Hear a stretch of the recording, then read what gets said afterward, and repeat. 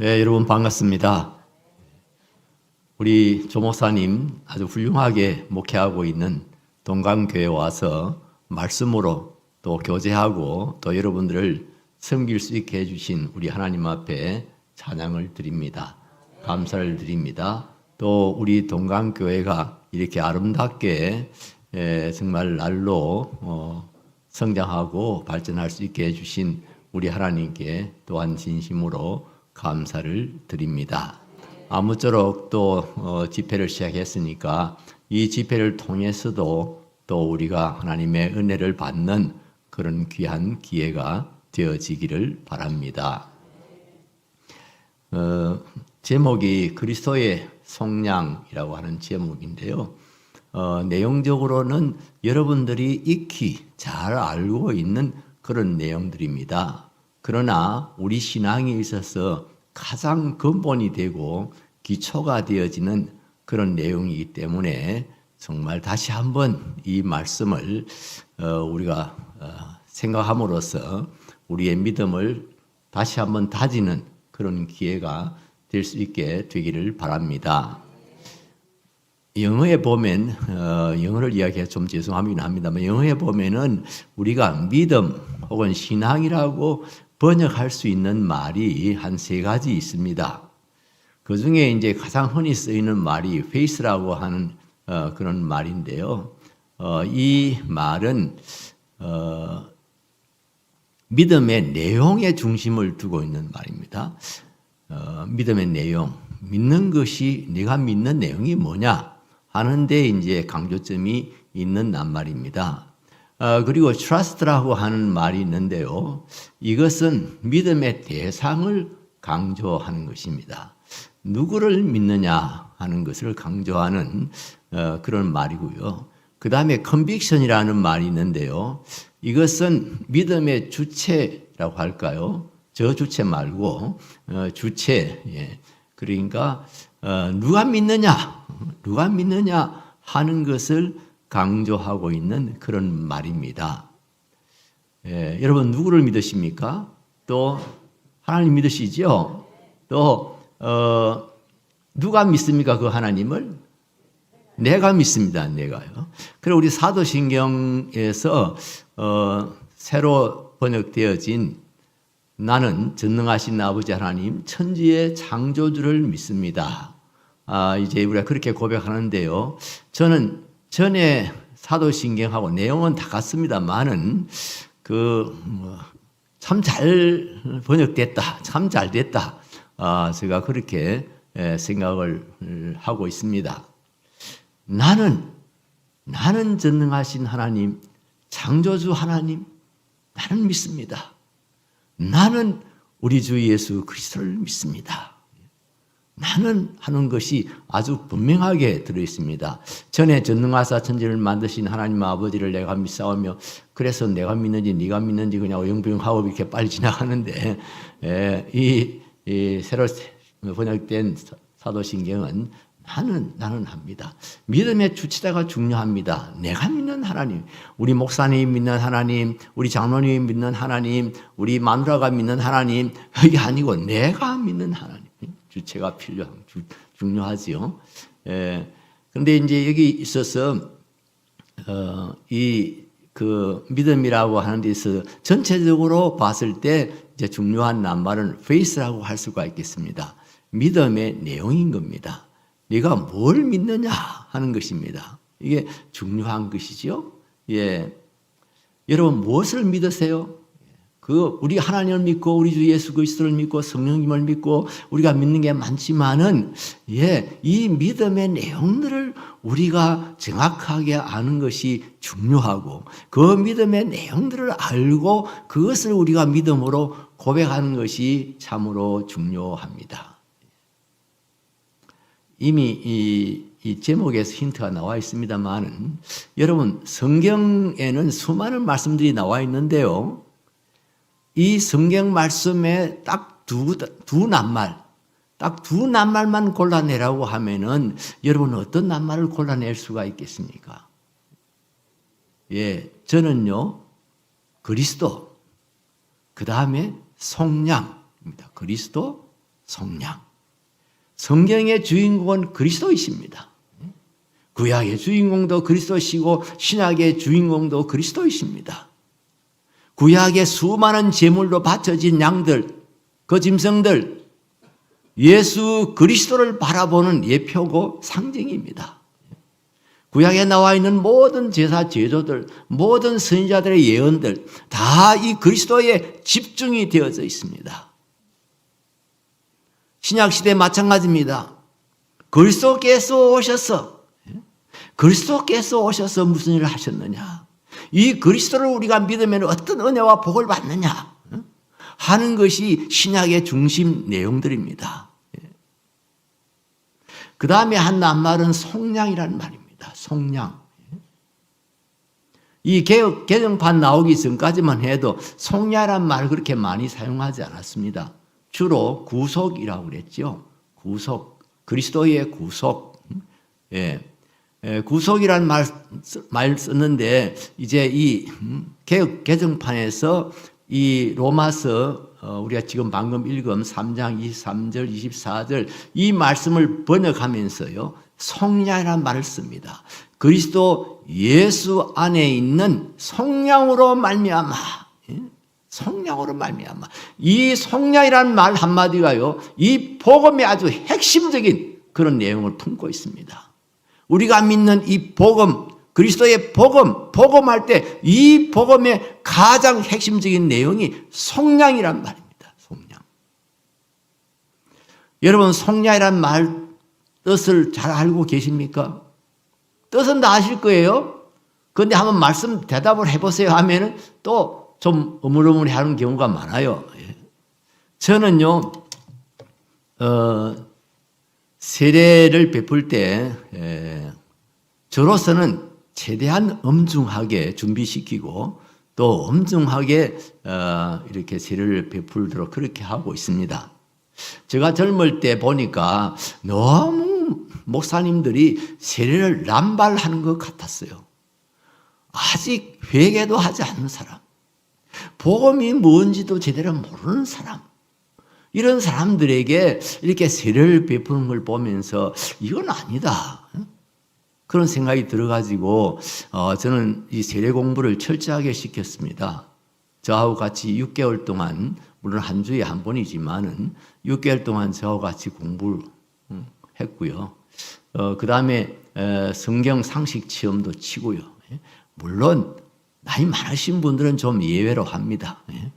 시험을 치지 않고 이 필기 시험을 치지 않고 이제 저를 만나서 제가 인터뷰하는 형식으로 그렇게 했습니다만, 그 다음에 제일 중요한 것이 이제 신앙 고백서를 쓰게 만듭니다. 자기가 믿는 그 믿음의 내용을 정리해서 제출하는 겁니다. 이걸 제일 힘들어합니다. 그러나 제가 6개월 동안 공부하면서 이걸 잘 쓸 수 있도록 그렇게 이제 준비를 시킵니다. 그리고 아예 또 그 포럼을 다 만들어 줍니다. 1번 교회로 나오게 된 동기 혹은 예수 믿게 된 동기, 2번 예수 믿고 난 후의 변화. 또 이 변화이라면 막 신령한 변화 뭐 이런 거 생각하는 사람이 많은데 아주 그냥 일상적인 변화를 이야기하는 거죠. 그렇습니다. 예수 믿기 전에는 주일날 되면은 어디 놀러 나가기 바빴는데 이제 예수 믿고 난 후에는 이제 놀러 나가지 않고 주일날은 꼭 예배 드리러 온다. 이것도 큰 변화지요. 예수 믿기 전에는 뭐 술도 많이 마시고 담배도 많이 피우고 이랬는데 지금은 좀 절제하고 있습니다. 이런 것이 이제 변화라고 할 수 있죠. 근본적인 변화는 물론 자신이 죄인인 것을 깨닫고 회개하고 하는 것이 이제 근본적인 변화입니다만은, 그 다음에 이제 우리 하나님에 대해서, 예수님에 대해서, 성령님에 대해서 어떻게 믿느냐 하는 그런 내용을 쓰게 만듭니다. 그것도 쓰려면 한없이 많겠지요. 그러나 적어도 하나님 아버지가 우리를 위해서 무슨 일을 하셨습니까? 하나님 아버지는 천지를 창조하셨습니다. 지금도 천지 만물을 통해서 우리에게 모든 좋은 것을 공급하시는 하나님이십니다. 예수님은 우리를 위해서 무슨 일을 하셨습니까? 성령님은 우리를 위해서 지금 무슨 일을 하고 계십니까? 이제 이런 것에 대해서 쓰도록 그렇게 합니다. 그 다음에는 우리가 예수 믿으면 어떤 은혜를 받느냐, 어떤 복을 받느냐 하는 것. 그 다음에 내세의 소망이 무엇입니까? 내세의 소망이 무엇입니까? 이제 그런 이제 폼을 만들어줘서 거기에 대해서 이제 맞춰서 이렇게 쓰도록 그렇게 합니다. 그래서 신앙 고백서를 제출하도록 만들고 제가 읽어보고 물론 안목으로 봤을 때 수준 낮은 그런 고백서도 참 많지요. 그렇지만은 그래도 기본적인 내용을 자기가 써본다는 것이 굉장히 중요하다고 제가 생각하기 때문에 이렇게 읽어보는데 너무 그냥 신앙 고백적인 것이 너무 없어요. 어떤 사람들은 저는 이제 앞으로 잘 믿을게요. 지금은요, 잘 모르겠습니다만 믿음도 약하고요. 뭐 그냥 이렇게만 쓰는 사람들이 있어요. 그러면 제가 그분 다시 불러다가 여기다가 보충을 해라. 그냥 당신이 지금 아는 거라도 보충을 해라. 아니, 하나님께 천지 창조하신 거 모르냐? 그거 안 믿냐? 뭐 이러면서 제가 기본적인 거 좀 보충을 해서 그렇게 제출하도록 만듭니다. 그리고 마지막에 이제 저한테 와서 이제 면접을 하는 거죠. 세례문답을 하는 겁니다. 저는 세례문답을 할 때 딱 두 가지밖에 묻지 않습니다. 그것도 소문이 다 나가지고요. 우리 교인들 다 압니다. 목사님, 세례문답 가면 목사님 뭘 묻나, 뭐 이런 거 다 알고 있습니다. 제가 묻는 것은 그겁니다. 그리스도의, 그 당시에는 구속이라고 했습니다. 그리스도의 구속을 믿으십니까? 예. 그 구속이 무슨 뜻인지 설명할 수 있겠습니까? 예, 한번 설명을 해보시죠. 이렇게 딱 두 가지밖에 묻질 않습니다. 그래서 이미 소문이 다 나가지고 다들 정답을 이어가지고 옵니다. 그래서 그리스도의 구속을 믿습니까? 예, 믿습니다. 구속이 뭡니까? 예, 설명을 하는데요. 지금은 이제 속량이란 말 써요. 저 구속이란 말을 속량으로 바꾼 건 너무 잘했다고 제가 생각하는 사람인데요. 이 구속이란 말은 헷갈려요, 사람들이. 초신자들 특별히. 신문에 보면 구속됐다, 뭐 누구 잡혀갔다, 뭐 이런 건 많잖아요. 그래서 교회 오니까 막 계속 뭐 그리스도의 구속 사니까 뭐 예수님께서 또 뭐 그런 특별 검찰청이어서 사람들 다 잡아가는 거, 묶어가는, 뭐, 그렇게까지 생각하는 사람은 없지만은 하여튼 사람들이 헷갈려요. 실제로 제가, 세례문답 할 때 어떤 그분이 부산에 교수로 있는 분이신데, 수산대학교 교수로 아마 지금은 은퇴했지 싶습니다. 그분이 세례받을 때요. 이분은 이제 공부를 제대로 못해서 부산서 왔다 갔다 하느라고 빠질 때가 많았어요. 그러다 보니까 이제 제가 면접을 하면서 그리스도의 구속을 믿으십니까? 하니까 예. 그럼 그리스도의 구속이 뭔지 설명할 수 있겠습니까? 예. 한번 설명해 보시죠. 이랬더니 이분은 그래도 교수 체면에 그 세례받고 나온 사람에게 뭐 묻었냐 뭐 이런 거 물어볼 수도 없잖아요. 그러니까 그냥 아무 컨닝 없이 들어온 거지요. 예. 설명하자면 제가 전에는 세상에 구속되어 있었는데 이제는 그리스도에게 구속된다는 것 아닐까요? 그분은 묶여가는 것을 이야기하는 겁니다. 전에는 세상에 묶여서 그냥 세상 따라 살았는데 이제는 그리스도에게 묶여서 그리스도 따라서 산다. 가만히 생각하니까 뜻이 좋아요. 이제는 꼼짝없이 예수님께 매여서 예수님만 따라서 살겠다 하는 그런 뜻이 있잖아요. 그래서 세례를 베풀기는 했는데요. 그래서 이 구속, 처음 교회 나온 사람들이 구속이란 말 들으면은 이 헷갈린단 말이에요. 속량이란 말은 세상에서 들어본 일이 없어요. 속량이란 말. 속량이란 말이 뭔 말이지? 속량이 무슨 뜻이지? 이 기독교의 특수 용어구나. 그래서 관심을 갖게 돼요. 그리고 이 속량이란 말에 바로 접근하게 돼요. 속량이 뭔지. 그러다 보면은 복음의 핵심에 바로 들어갈 수 있습니다. 속량이 뭐냐? 복음의 핵심에 바로 들어갈 수가 있어요. 속량이라는 말을 한글 사전에 찾아보면 그렇게 되어 있습니다. 노예를 해방시켜 양민으로 만드는 것. 따라서 한번 해주실래요? 노예를 해방시켜 양민으로 만드는 것. 그래, 우리 성경적으로 말하면 그렇습니다. 뜻이 그렇습니다. 성경적으로 말하면은 죄와 사망의 노예인 우리를 해방시켜서 하나님 나라의 시민으로 만드는 것입니다. 여러분 잘 기억해 놓으세요. 죄와 죽음의 노예인 우리를 해방시켜서 하나님 나라의 백성이 되게 하시는 거예요. 그게 속량입니다. 제가 혹시 시험 칠지 모릅니다. 예. 속량이 뭐죠? 이렇게 물으면 우리가 죄의 노예고 죄의 결과인 죽음의 노예가 되어 있었는데 그리스도께서 우리를 거기에서부터 해방시켜서 하나님 나라의 백성이 되게 하신 겁니다. 놀라운 은혜지요? 놀라운 축복이지요? 교회에 오래 다녔으면서도 이 복음의 핵심적인 내용을 제대로 모르는 사람들이 있어요.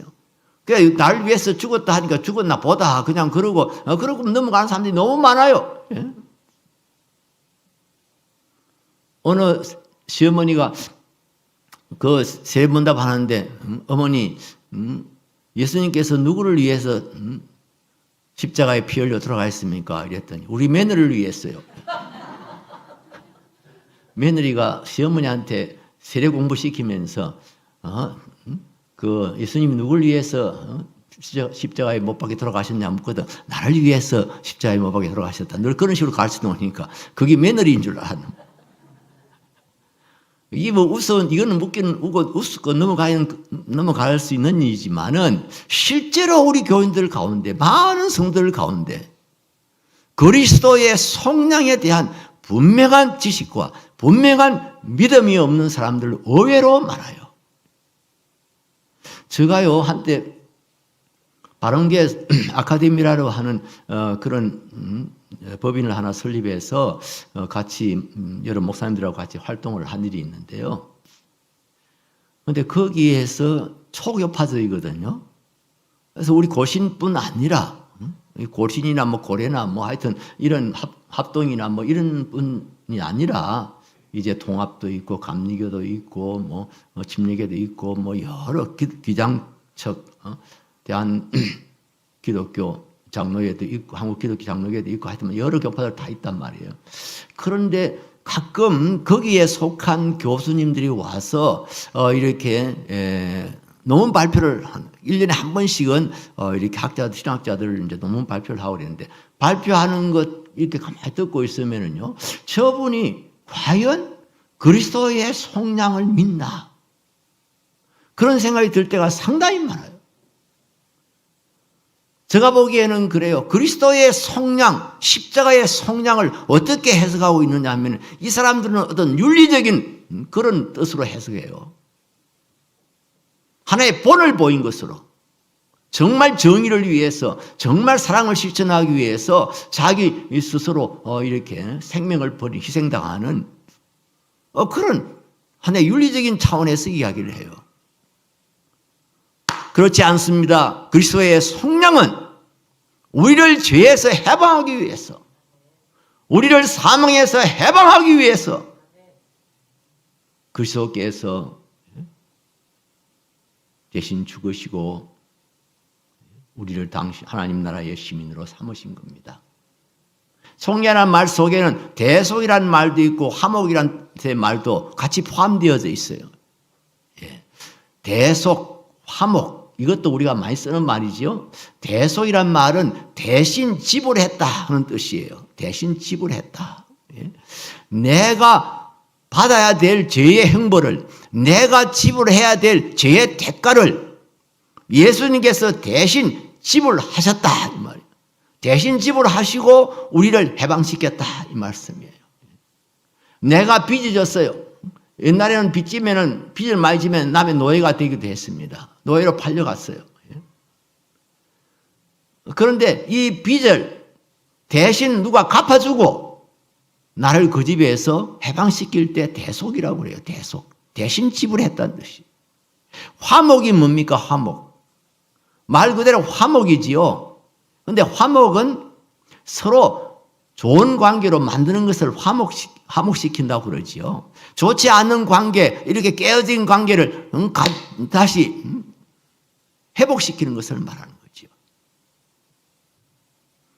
모든 사람이 죄를 범하였음에 하나님의 영광에 이르지 못하더니, 그렇습니다. 사람들이 죄를 지었기 때문에 하나님의 영광 앞에 나아갈 수가 없었습니다. 하나님은 은혜로우신 분이시고 자비로운 분이시고 많은 모든 은혜와 축복을 다 가지고 계신 정말 그런 귀한 분이시지만은 우리가 죄를 지었기 때문에 그 하나님 앞에 나아갈 수가 없어요. 그런데 예수 그리스도께서 우리를 대속하시고 그 하나님과 우리 사이를 화목시켜 주셨단 말이에요. 좋은 관계로 회복시켜 주셨다 하는 겁니다. 대속만 하면 되지 뭐 화목까지 그렇지 않습니다, 여러분. 사람이요, 죄 용서 받았다고 해서 내가 어떤 사람의 죄를 지었는데 그 사람이 나의 죄를 용서했어요. 죄 용서를 받았다 해서 관계가 서로 친밀해지는 것은 아닙니다. 어떤 사람이 회사에서 고의적으로 자기가 돈을 빼돌렸어요. 뭐 1억이다, 5천만 원이다 빼돌렸어요. 나중에 탄로가 났어요. 그래서 사장한테 불려가지고 너 이럴 수 있냐? 그 사람이 그러니까 그 사람이 잘못했습니다. 죄송합니다. 하면서 자기가 횡령했던 돈을 도로내놨어요. 그러면 끝날까요?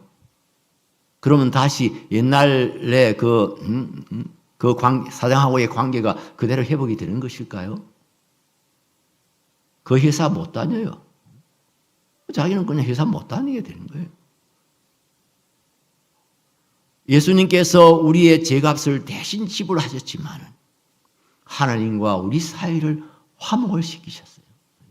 하나님과 친밀한 관계를 갖도록 제가 저 사람을 위해서 모든 것을 다 지불했습니다.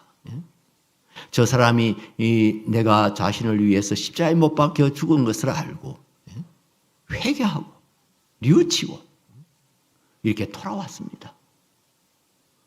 하나님 사랑으로 받아주시옵소서. 우리 당자의 비유에서 너무 잘 알잖아요. 당자가 돌아왔을 때 그 아버지가 목을 끌어안고 얼마나 반갑게 맞이해 줍니까? 하나님의 사랑이 그런 것입니다. 그래서 예수 그리스도께서 우리를 하나님께로 인도했을 때 하나님께서 정말 우리의 목을 끌어안으시고 우리를 귀한 자녀로 사랑하는 자녀로 그렇게 삼아주시지 않았습니까? 그런데 여러분, 이 속량 사역을 위해서 예수님이 하신 가장 중요한 건 뭡니까? 이미 수없이 이야기했습니다만은 대속과 화목을 위해서 예수님께서 하신 가장 중요한 것이 무엇입니까? 그것은 피 흘림이십니다. 피 흘림이십니다. 죽으신 것입니다. 죽으신 것입니다. 에베소서 1장 7절 말씀, 에베소 1장 7절 말씀 우리 다 같이 한번 읽어보겠습니다. 우리는 그리스도 안에서 그의 은혜의 풍성함을 따라 그의 피로 말미암아 속량 곧 죄 사함을 받았느니라. 우리는 그리스도 안에서 그 은혜의 풍성함을 따라 그의 피로 말미암아 속량 곧 죄 사함을 받았느니라. 예수님의 피로, 예수님의 십자가의 보혈로 우리가 속량받았습니다. 예수님께서 당신의 피로 우리의 죄값을 대신 지불하셨습니다. 예수 그리스도께서 그의 십자가의 죽으심을 통해서 하나님과 우리 사이를 화목시켰습니다. 우리가 하나님의 자녀로서의 신분을 회복시켜 주셨습니다. 하나님의 사랑받는 자녀가 되게 해 주셨습니다. 예수님께서 그의 피로 하신 것입니다.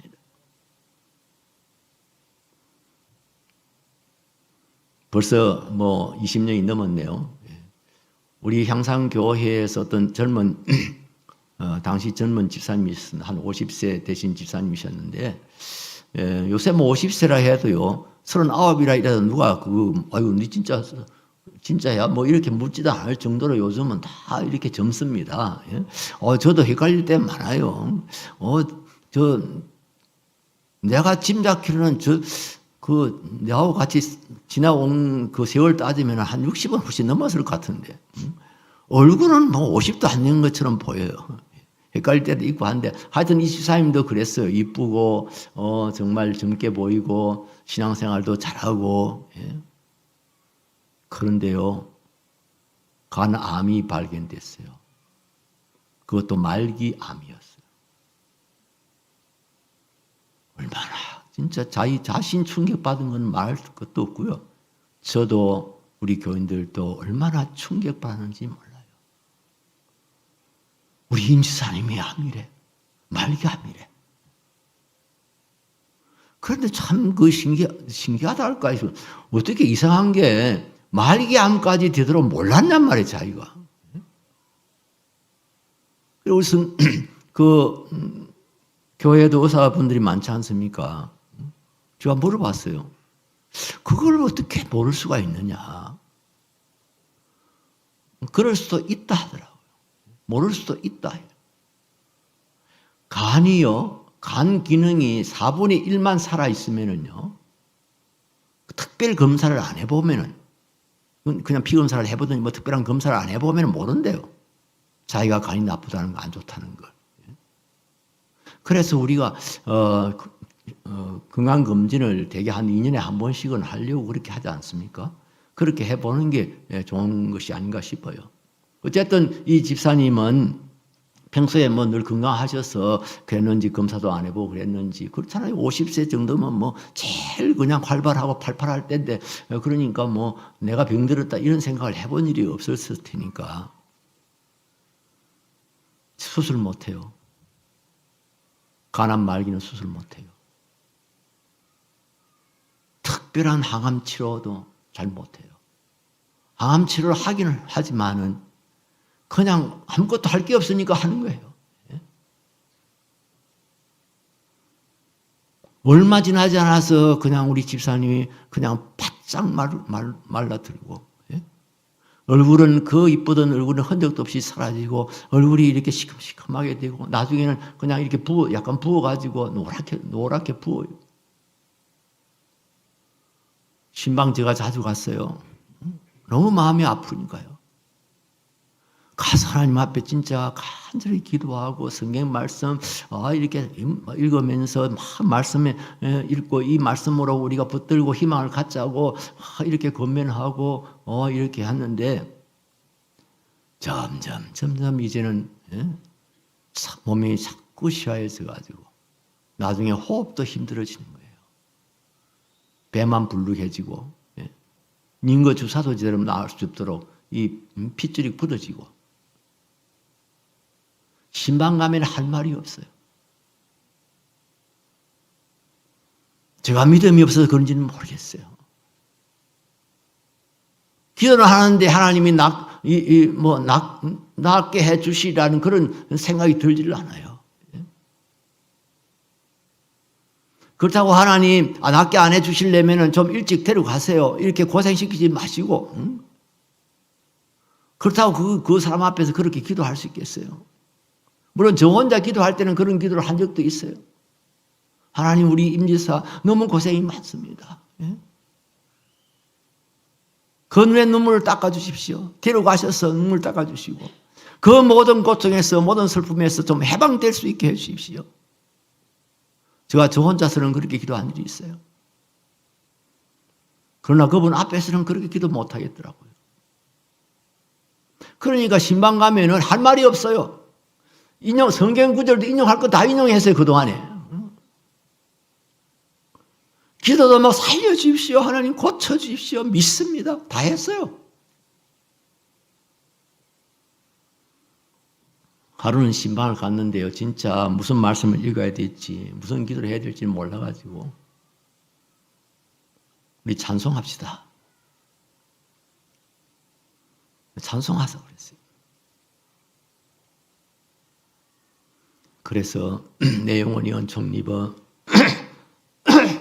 중환제짐 벗고 보니 슬픔 많은 이 세상도 천국으로 화두다 하는 그 찬송도 부르고 난리하여 십자가에 날 위하여 십자가에 모진 고통 당하사 하는 그 찬송도 부르고, 나 같은 죄인 살리신 주원에 고마워하는 찬송도 부르고. 그러다가 제가 물어봤어요. 집사님은 무슨 찬송 좋아하세요? 어떤 찬송을 좋아하세요? 이렇게 물었더니 저는요, 찬송가에는 없습니다만은 보혜를 지나 하나님 품으로 하는 그 찬송 좋아합니다. 그 당시 그때만 해도 그 찬송이 참 많이 불려지던 때예요.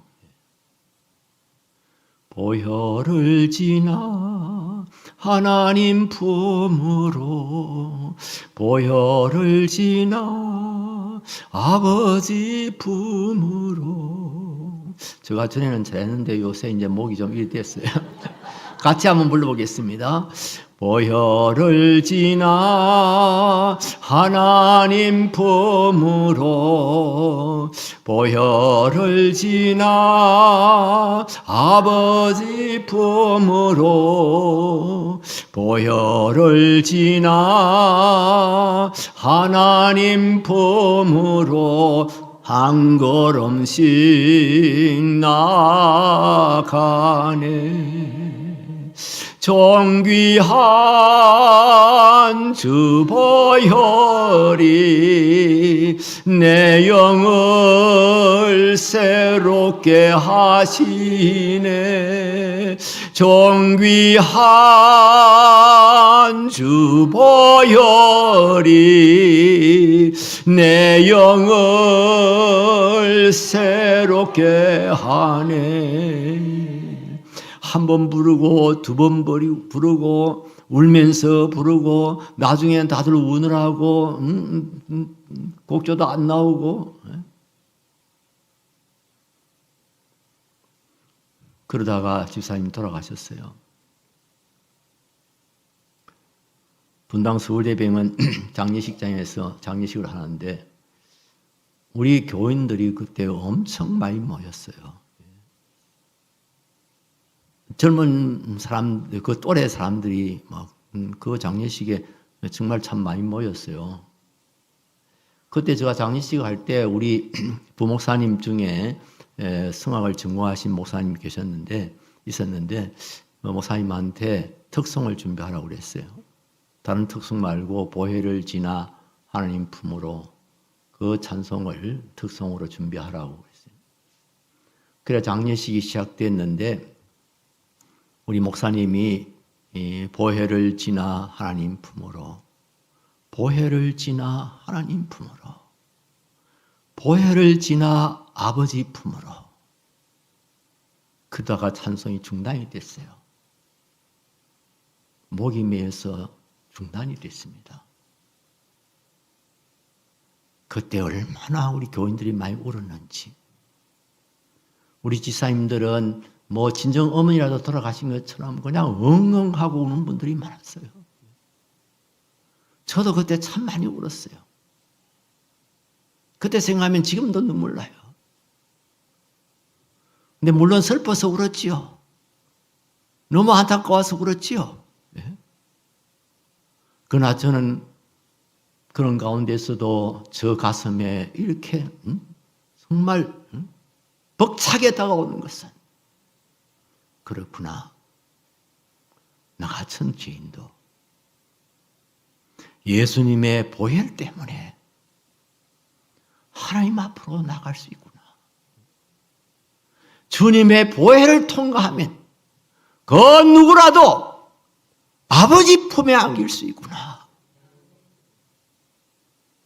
그 생각하니까 얼마나 감사한지. 예수님이 날 위해서 십자가를 지셨다 하는 이야기 수없이 들었지만은, 그러나 그것이 정말 감격적으로 다가오지는 않았었어요. 근데 그날 아침에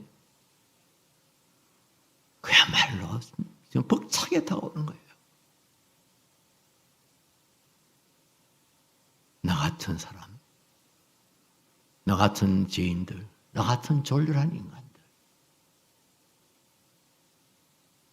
그런 사람들이라도 예수님의 보혜를 믿고 나아가면 아버지 품에 안기게 됩니다.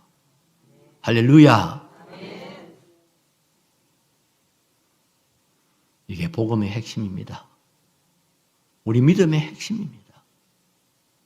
믿습니다 해도 이 십자가의 보혈 공로를, 이 십자가의 속량을 우리가 믿지 아니하면 그 믿음은 헛된 믿음입니다. 다른 종교는 아무것도 다를 바가 없습니다. 요새 제가 어떤 할머니 초신자, 생초신자예요. 저 불교 원불교에서 무슨 교역자를 했다 합니다. 우리 같으면 뭐 전도사 뭐 이런 게 있나 봐요, 거기도. 그렇다는데 이제 이분이 이제 예수 믿기를 작정하고 요즘 저하고 이제 이렇게 공부를 하고 하는데 그분이 그래요. 그냥 하나님 믿으면 되지요. 하나님 믿으면, 제가 하나님, 제가 믿어요. 하나님, 제가, 잘 믿으려고 그래요. 하나님, 그러면 자기는 매일 하나님 한다는 거예요. 그래서 내가 공부하면서 그랬거든요. 예. 예수 그리스도. 하나님의 아들이신 그리스도. 제가 그러니까요. 그러면 하나님 그러면 제끼고 그러면 그리스도라 해야 되는 거예요. 그렇지 않다고. 그래서 잘 알아듣지 못하는 거지만 삼위일체 하나님에 대해서 좀 이야기를 해주고. 근데 그분은 아예 그냥 습관이 그렇게 딱 돼 있어요. 하나님 신을 믿는다는 거 다 저기가 불교에서도 신을 믿으니까 그냥 하나님 믿는. 우리 교인들 가운데서 그런 사람들 많아요, 여러분. 그냥 하나님 믿는 거예요. 예수님이 날 위해서 죽었다 하니까 뭐 그런가 보다. 뭐 교회에서 그렇게 사니까 뭐 그렇게 인정해야지, 뭐 교회 다니려면. 뭐 그냥 그렇고 예사로 넘어가는 거예요. 아니라 소리는 안 하지만 그냥 예사로 듣는 거예요. 이게 예사로 들을 이야기 아닙니다. 여러분들을 위해서, 우리 형제 자매들을 위해서 예수님께서 십자가에서 피 흘려 돌아가셨습니다. 그 보혈로 우리를 씻어 주셨고 그 보혈로 우리를 해방시켜 주셨습니다. 그 보혈로 죄인 우리를 하나님의 자녀가 되는 권세를 얻게 해 주셨습니다. 이보다 더 놀라운 일이 어디 있어요? 이보다 더 큰 축복이 어디 있어요?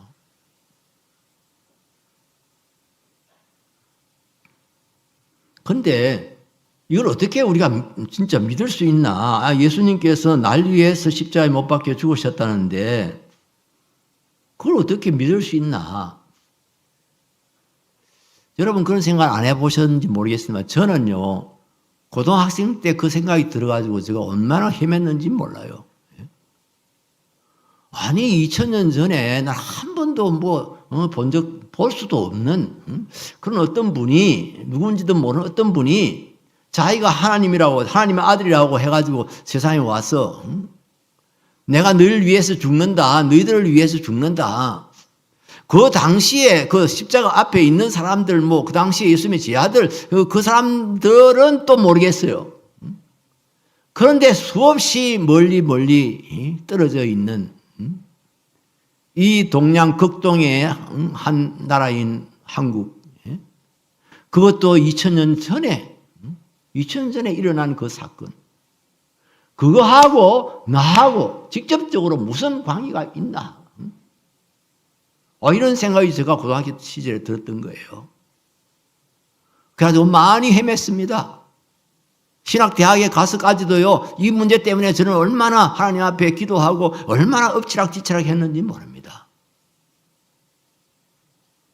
그런데 그 엎치락뒤치락 한 것이 저에게는 큰 은혜가 되고 큰 유익이 됐어요. 별 생각 없이 믿을 수도 있었는데 어떻게 이걸 믿을 수 있느냐? 성경에는 수없이 많은 그 증거들이 있고 하기 때문에 다 말하려면 끝이 없습니다만은 우선 한 가지만 여러분 이야기한다면은 예언되어진 것이, 약속되어진 것이 성취되었다는 것입니다. 예언했어요. 예언하고 약속을 했어요. 예언하고 약속한 것이 이루어졌다는 겁니다. 그 약속된 것이 이루어졌기 때문에 우리가 믿을 수 있는 겁니다. 내가 1년 후에 연말에 네 공부 잘하면 연말에 내가 자전거 사줄게. 약속을 했어요. 그런데 아버지가 연말에 사줬어요. 자전거를. 그 다음에 앞으로도 너 이거 이번에 이렇게 성경을 한번 읽고 나면은 내가 핸드폰 사줄게. 막 이랬다 칩시다. 그러면 애가 믿겠어요? 안 믿겠어요? 지난번에도 아버지가 약속했는데 내가 그대로 했더니 아버지가 딱 자전거 사줬단 말이에요. 이번에는 틀림없이 사줄 거야. 그래서 부지런히 성경을 읽었어요. 아빠 다 읽었어. 그럼 아빠가 사준단 말이에요. 하나님께서 이 대속의 사건에 대해서, 이 속량에 대해서, 복음에 대해서 끊임없이 말씀하셨어요. 끊임없이 약속하셨어요. 처음에 제가 말씀드린 대로 구약시대의 모든 제사들, 제사 제도들, 수없이 피 흘리며 죽어간 그 양들, 그 짐승들, 다 예수 그리스도에 대한 약속이에요. 다 예표였어요. 그리고 선지자들이 얼마나 많은 예언을 했나요? 예수님이 언제 탄생할 것인지, 예수님이 탄생하신 예수님이 무슨 일을 할 것인지 다 예언하셨잖아요. 그 예언들이 이루어졌단 말이에요. 제가 오늘 오후에 이거 한 가지만 여러분들 설명하고 이제는 설교를 마치려고 그래요. 그 목사님들이 별로 인용하지 않는 성경 구절인데요. 근데 제가 보기에는 굉장히 중요한 구절이에요. 시편 85편 9절로 11절인데요. 우리 같이 한번 읽겠습니다. 진실로 그의 구원이 그를 경외하는 자에게 가까우니 영광이 우리 땅에 머무르리이다. 인애와 진리가 같이 만나고 의와 화평이 서로 입맞추었으며 진리는 땅에서 솟아나고 의는 하늘에서 굽어 보도다. 아멘. 9절부터 또 띄워주세요.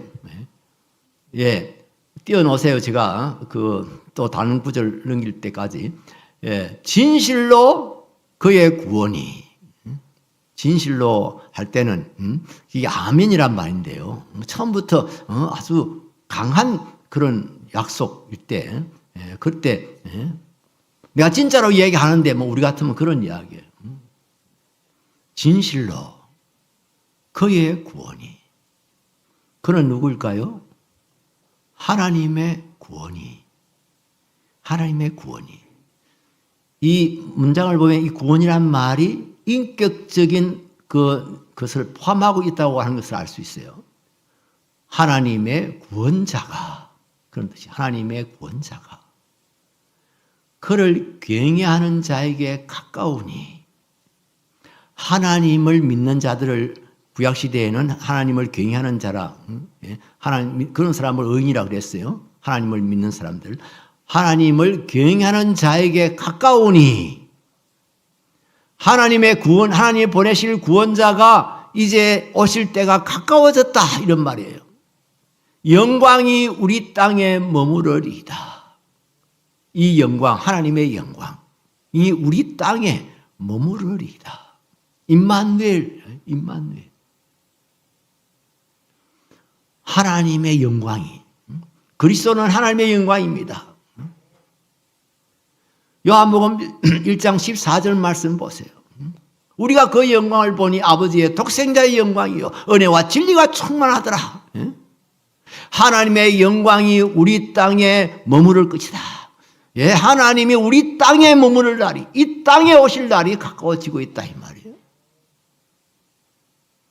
10절 말씀 다시 띄워주세요.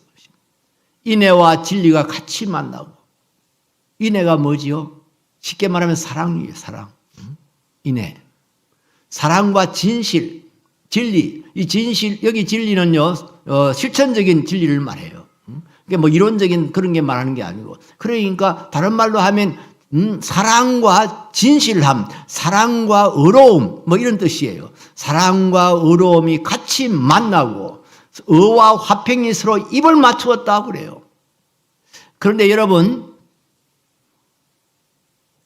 사랑과 의가 같이 만나기 힘들어요. 서로 밀어내는 성질이 있어요. 의와 화평이 서로 입을 맞췄다고 그래요. 의로움과 화평이 서로 입을 맞췄다. 예? 예, 이게 쉬운 일이 아니에요.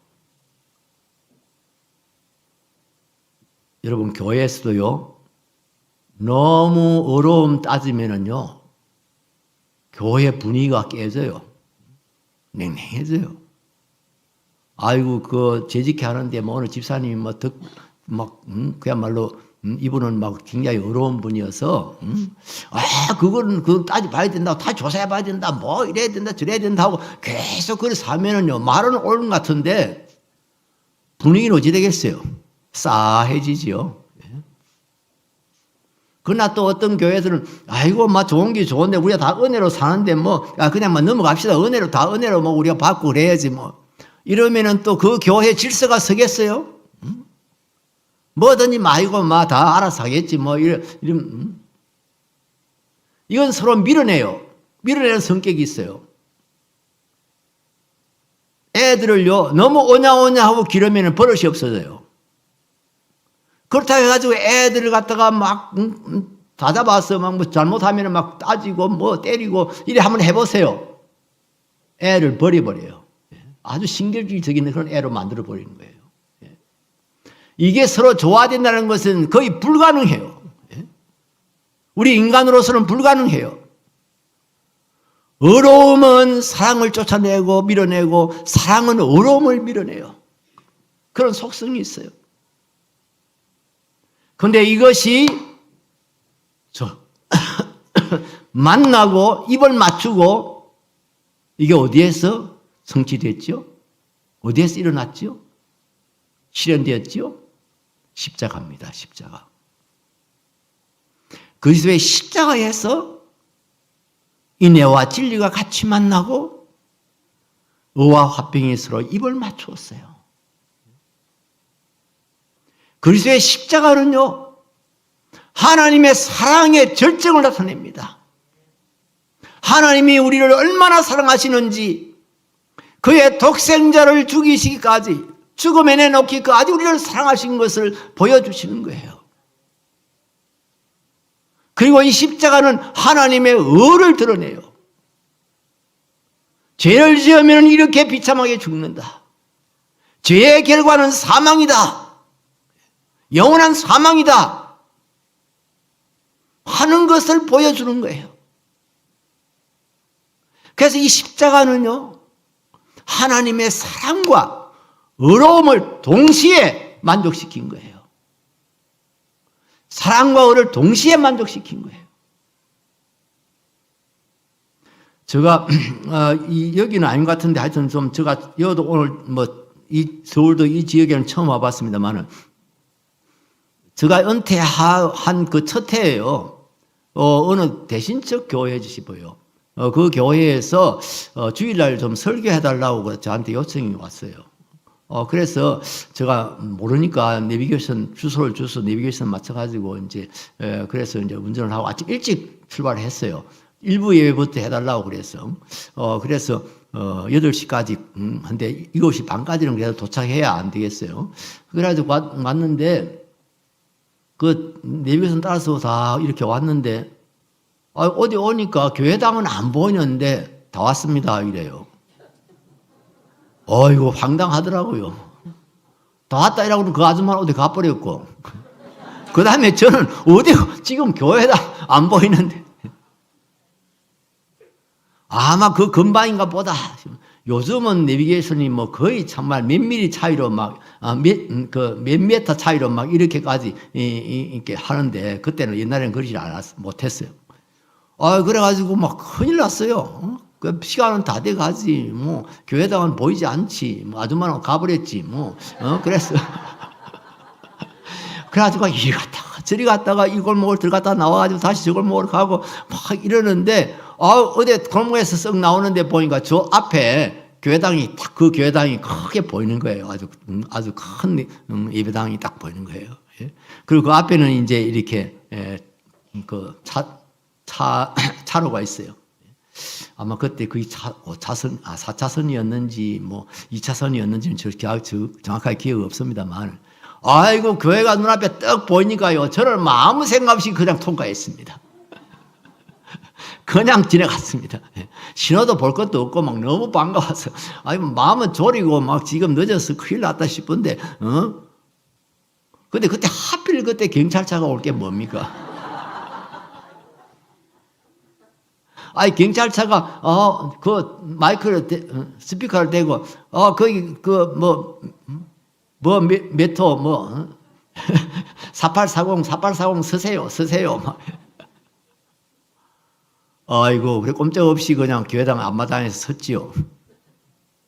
그 경찰 아저씨도 이제 교회당 앞마당에 이렇게 차를 옆에 대놓고는 저한테 왔어요. 그래서 제가 창문을 내리고요. 아이고, 죄송합니다. 그랬더니, 아이고, 해도 너무 하십니다. 아니, 거기, 그냥 아무것도 생각 안 하고 건너가는 그런 사람이 어디 있습니까? 그냥 내가 사실 이실직고를 했지. 부끄럽지만 사실 제가 목사인데요. 오늘 이 교회에 설교하게 돼 있는데 제가 시간은 다 돼가고 뭐 교회당 못 찾고 하다가 갑자기 앞에 교회당이 보이길래 제가 아무 생각 없이 그냥 통과를 했습니다. 이 사람이 목사님이세요? 제가 한번 봐드리겠습니다. 다음에 그러시면은 아이고 신호 위반 이런 게 문제가 아닙니다. 생명이 위험할 수 있습니다. 정말 조심하십시오. 아이고 감사합니다 하고 이제 제가 들어갔어요. 교회다 들어가서 그날 이제 다 설교 잘 마치고 다 했는데요. 집에 와서 제가 가만히 좀 생각해 봤어요. 그 괜찮은 아저씨 감사하지요. 고맙지요. 그런데 한번 엄밀하게 따져 보십시다. 그 양반 바르게 한 거예요? 어렵게 한 거예요? 아니 딱지라도 끌거려야지. 벌금 얼마라도 매겨야지. 그런데 봐준 거예요. 봐줬어.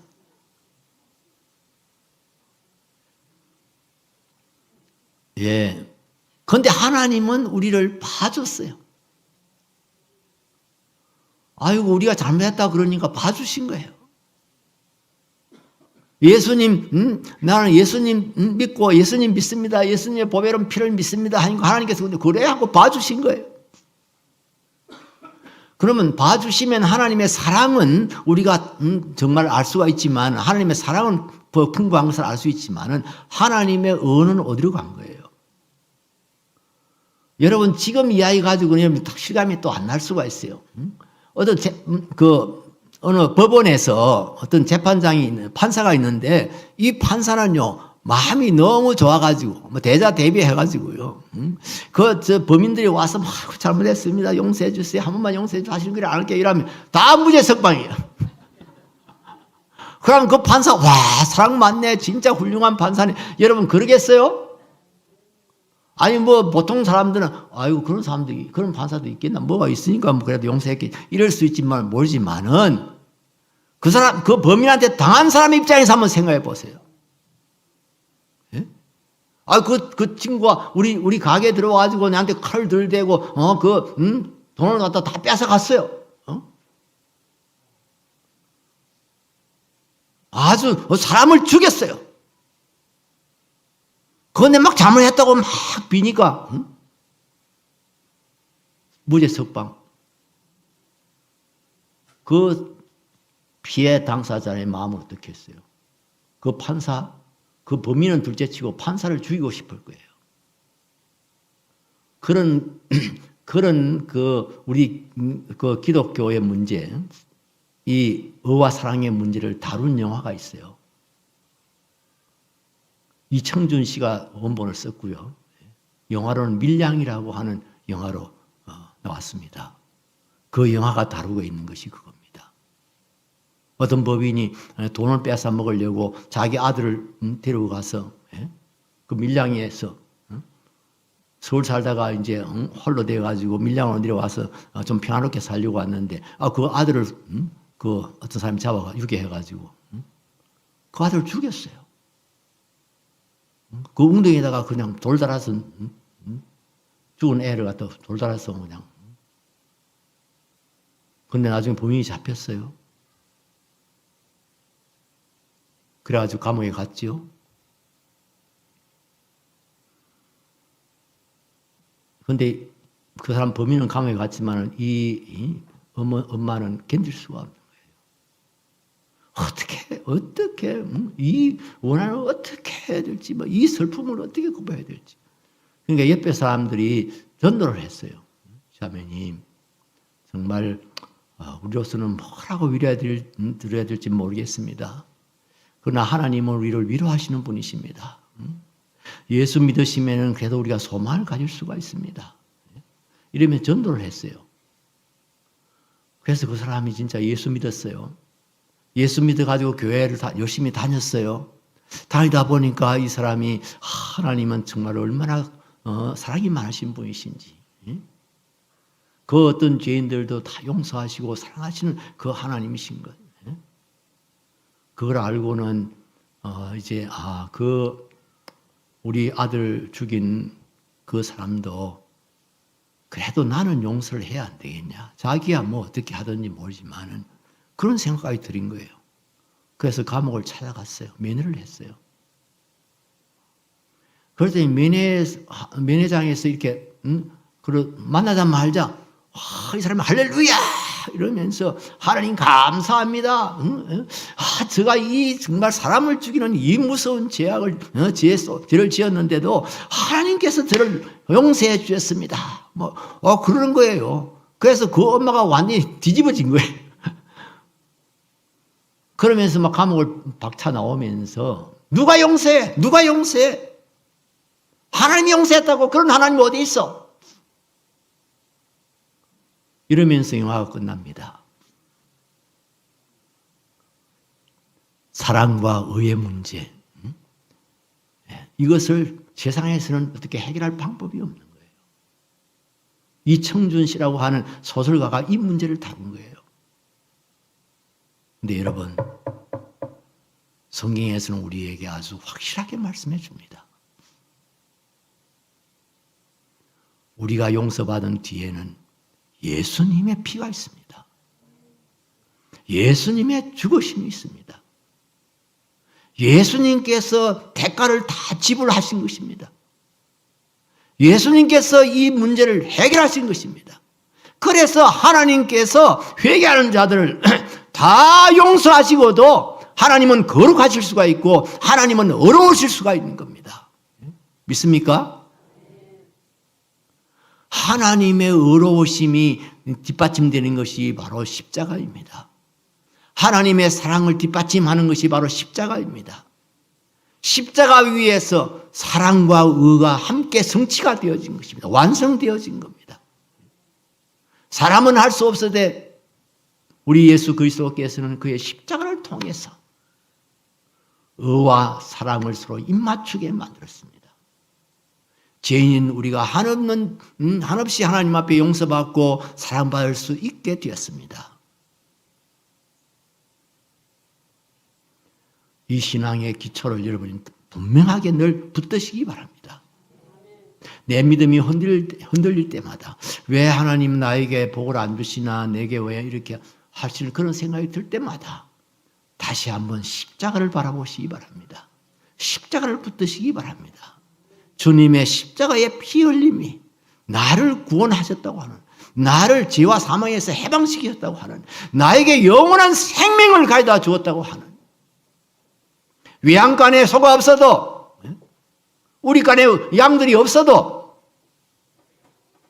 우리 하나님으로 말미암아서 기뻐하고 즐거워하겠다고 하는 그 하박국 선지자의 그 고백처럼 우리에게도 이런 정말 차원 높은 신앙이라 할까요? 정말 이 기본적인 신앙, 이 복음적인 신앙, 여러분들이 다 거기에 굳게 서고, 그래서 여러분의 신앙이 날로 날로 자라갈 수 있게 되기를 바랍니다. 여러분의 믿음이 믿음으로 계속 성장하고 전진할 수 있게 되기를 주의 이름으로 축원합니다.